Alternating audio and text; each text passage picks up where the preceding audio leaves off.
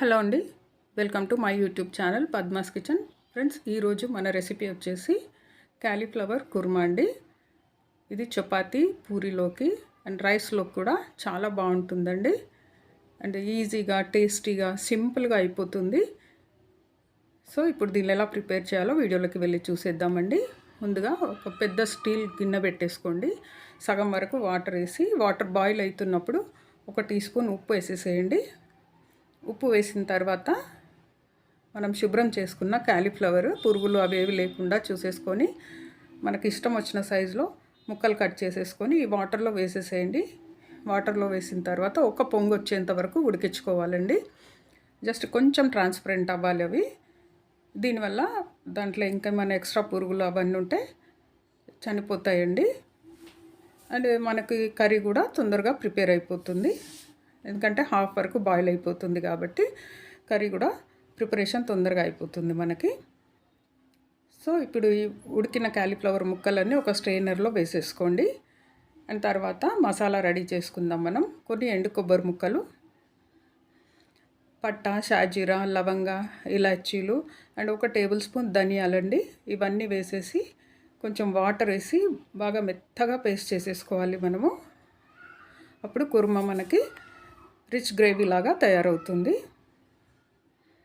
తర్వాత ఒక కడాయి పెట్టేసుకొని ఆయిల్ వేసేసేయండి కర్రీకి సరిపడా. కొంచెం జీలకర్ర, ఆవాలు, ఒక 1/2 టీ స్పూన్ అంత పచ్చిశనగపప్పు వేసేసుకోండి. ఇవి వేగిన తర్వాత ఒక మీడియం సైజ్ ఉల్లిపాయ సన్నగా కట్ చేసుకోండి. 4 పచ్చిమిర్చి అండి, ఇలా నిలువుగా చీలికలుగా చేసి వేసేసుకోండి. ఇవి బాగా వేగిన తర్వాత చూడండి, ఇలా బాగా వేగిపోవాలి. వేగిన తర్వాత ఒక 1/2 టీ స్పూన్ పసుపు వేయండి. పసుపు వేసిన తర్వాత 1 టేబుల్ స్పూన్ అంత పుదీనా, 1 టేబుల్ స్పూన్ అంత కొత్తిమీర అండి. ఇవి తాలింపులో వేసుకుంటే ఫ్లేవర్ చాలా బాగుంటుంది. అసలు నేను వేయించుతుంటే అయితే స్మెల్ ఎంత అంటే అంత బాగా వస్తుందండి. కర్రీ చాలా బాగా వస్తుంది మనకి.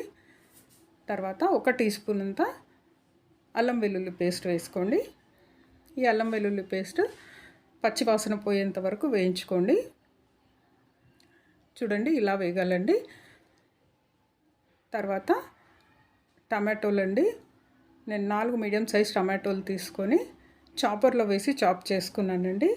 తొందరగా అయిపోతుంది కర్రీ మనకి ఇలా చేసుకుంటే. టమాటోలు ఇప్పుడు కొంచెం మందంగా వస్తున్నాయి, ఉడకడానికి ప్రాబ్లం అవుతుంది కాబట్టి ఇలా చాపర్లో వేసి చేసుకుంటే మనకు తొందరగా మగ్గిపోతాయి అండ్ కర్రీ కూడా చక్కగా వస్తుందండి. సో ఇదొక 5 నిమిషాల పాటు మూత పెట్టేసి మగ్గించుకోవాలి మీడియం ఫ్లేమ్లో. చూడండి, ఇలా వేగాలండి. కొంచెం ఆయిల్ రిలీజ్ అయినట్టు అవుతుంది కదా మనకు, అప్పటిదాకా వేయించుకోవాలి. తర్వాత మనం సిద్ధం చేసుకున్న మసాలా ఉంది కదండి, కొబ్బరి, గరం మసాలాన్ని వేసేసుకొని ఇలా మెత్తగా చేసేసుకొని ఈ కర్రీకి యాడ్ చేసేసేయండి. తర్వాత వాటర్ అండి, మనం మిక్సీ బౌల్ కడిగిన వాటర్ ఉంటాయి కదా, ఆ వాటర్ కూడా యాడ్ చేసేసేయండి. ఈ వాటర్, ఈ మసాలా అంతా బాగా మగ్గాలి మనకి. ఇలా అడుగు నుంచి బాగా కలిపేసేయండి. తర్వాత కారం యాడ్ చేసుకోండి. నేను పచ్చిమిర్చి వేసాను కదా, ఇదేమో కూర కారం అండి. 2 టీ స్పూన్స్ వేసాను నేను. కొంచెం స్పైసీగా ఉంటేనే బాగుంటుందని 2 టీ స్పూన్స్ కారం వేసాను. బాగా కలిపేసేయండి. కర్రీలో మొత్తం బాగా కలిసిపోవాలి కారం కూడా. అలా కలుపుతూనే ఉండండి మాడకుండా. ఇలా కలిపిన తర్వాత కొంచెం వాటర్ యాడ్ చేసుకోండి. ఎందుకంటే గ్రేవీ మనకు చిక్కగా ఉంది కదండి. కొంచెము 1/2 గ్లాస్ అంతా వాటర్ యాడ్ చేశాను నేను. ఇలా వాటర్ యాడ్ చేసిన తర్వాత మళ్ళీ చక్కగా కలిపేసుకున్న తర్వాత మనం హాఫ్ బాయిల్ చేసుకున్న క్యాలీఫ్లవర్ ముక్కలు ఉన్నాయి కదండి, అవన్నీ గ్రేవీకి యాడ్ చేసేసేయండి. యాడ్ చేసి బాగా కలిపేసేయండి. మొత్తం గ్రేవీ మొత్తము ఈ ముక్కలకి పట్టుకోవాలండి, అలా కలిపేసేయాలి. ఇలా ఈ ముక్కలన్నీ గ్రేవీతో కలిపేసిన తర్వాత మూత పెట్టేసుకోండి. మూత పెట్టుకొని ఒక 10 నుంచి 15 నిమిషాల వరకు లో టు మీడియం ఫ్లేమ్లో ఉడికించాలండి. ఇలా మధ్య మధ్యలో కలుపుతుండండి. ఇంకా కొంచెం ఉడకాలండి. ఈ గ్రేవీ దగ్గరకు అవ్వాలి మనకి, అప్పటి వరకు ఉడికించుకోవాలి. ఇలా మూత పెట్టేసి ఉడికించాలండి. ఇప్పుడు చూడండి రెడీ అయిపోయిందండి మన గ్రేవీ. పైన ఆయిల్ కూడా ఇట్లా ఫ్లోట్ అయింది చూసారా.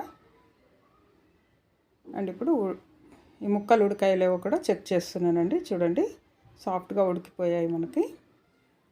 సో కర్రీ రెడీ అయిపోయిందండి.